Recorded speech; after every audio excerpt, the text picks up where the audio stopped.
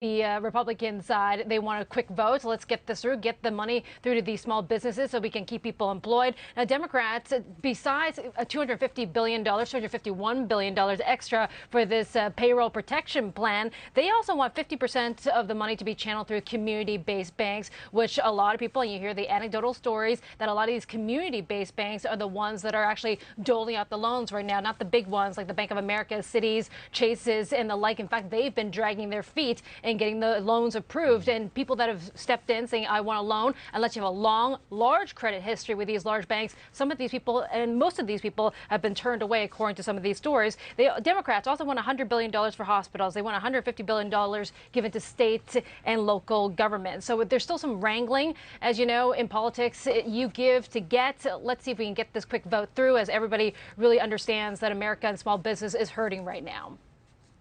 Can you blame them? There's been Zoom bombing that we've been talking a lot about. That means a lot of these conversations and video conference calls have been hacked. And not just that, though. I mean, there have been undisclosed data sharing with Facebook. There have been reports of exposed LinkedIn profiles because of Zoom and malware-like installers for Mac OS. So there's a big security backlash with Zoom. And as a result, Google, joining Tesla and SpaceX, says that they are banning their employees from using Zoom on these security concerns. Now, you can use Zoom on your own personal time with conversations with your own family and friends, but not for work. Now, is this possibly commercially motivated, since we know that Google has its own competitor called Meet as part of its G Suite offering? They say no. This is part of security right now. But we know that their users have jumped to 200 million daily active users from just 10 million at the end of last year. So coronavirus is obviously providing a bump and a big increase in users. But were they ready for it? Some say that obviously not.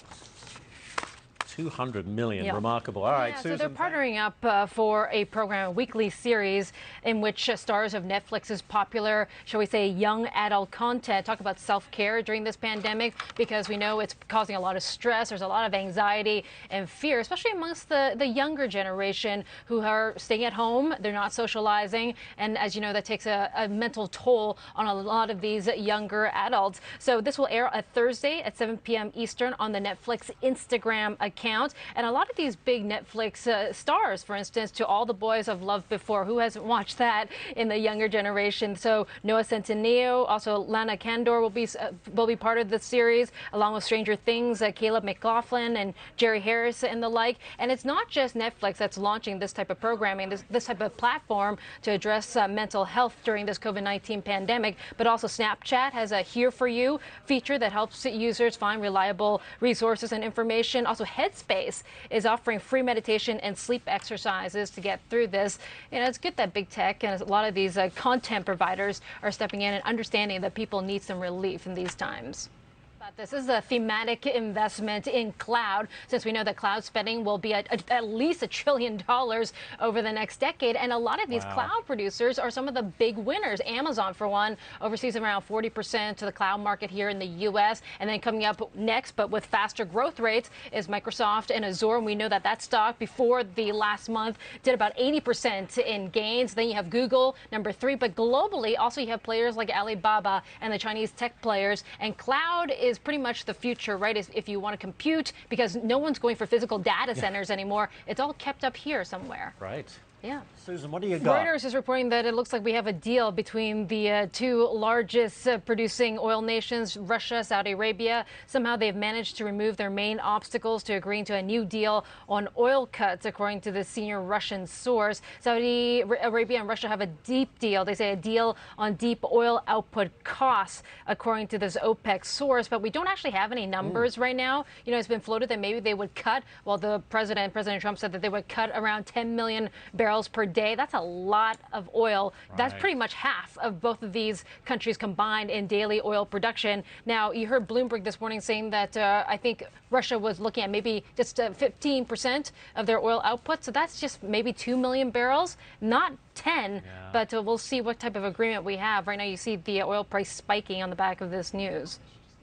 It looks like, according to Reuters, we're going to find out very soon who the names are in the White House Economic Coronavirus Task Force, quoting a senior administration official. So Economic Task Force likely to include the Treasury Secretary, Steve Mnuchin, the Economic Advisor, Larry Kudlow, of course, others, according to this official. And this task force, the Economic Task Force, will be tasked with reopening the economy after we get past this COVID-19 pandemic and when they feel that it's safe and necessary to reopen business in this economy. Now, one more piece of breaking news I want to bring your way, because this is getting a lot of talk and discussion and eyeballs right now on social media and really across the entire investing community, is Morgan Stanley's boss, CEO James Gorman, has surprised his staff this morning by disclosing in an internal video that he has beaten his battle with coronavirus. And according to sources, people were surprised. They were notified via email at 8 a.m. this morning that their 61-year-old chief has beaten COVID-19, and they didn't disclose this to the market because they said that the CEO, Gorman, was not incapacitated. But there are concerns that this might have been material information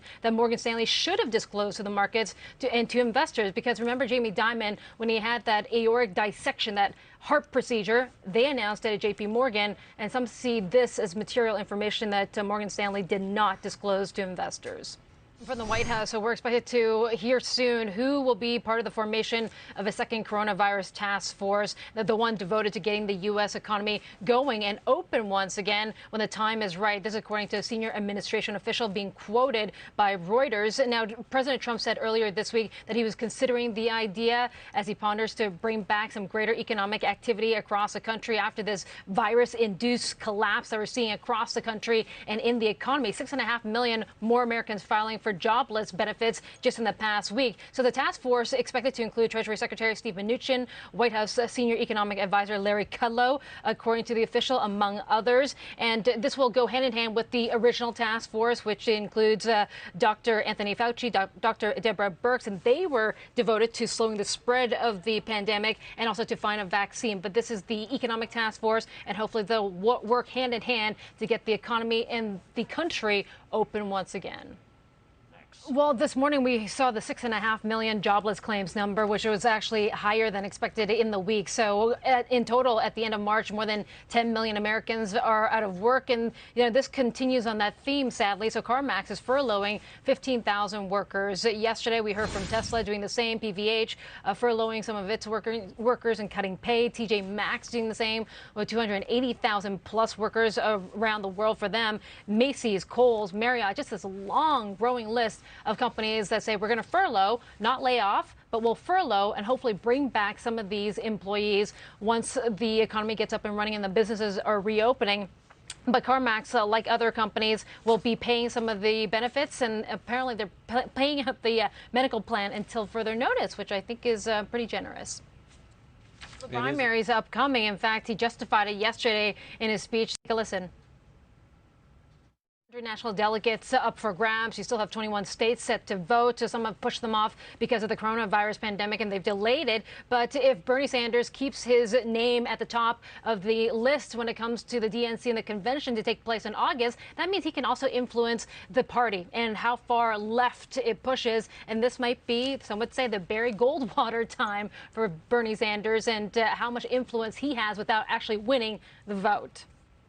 So many great Keith Hernandez Seinfeld episodes, right? I was just running through them through my head. I know. Yeah, so no Wimbledon this year, unfortunately. So no strawberries and cream. That was very sad. However, it looks like the pandemic insurance policy that they have paid for will give Wimbledon and the All England Club $141 million as a result, because they had to cancel Wimbledon, according to the Action Network. So they've been paying a pandemic insurance for 17 years at a cost of roughly $2 million a year, according to multiple reports. In hindsight, very smart. They also had some payouts as well after the SARS outbreak back in 2003. So it looks like the insurance policy should make up for a little bit for the $300 million in lost sales and revenue that the Wimbledon tournament would have brought in. And I bet you a lot of that came from strawberries and cream and champagnes, right? Champagne. What else? Yes. Pims.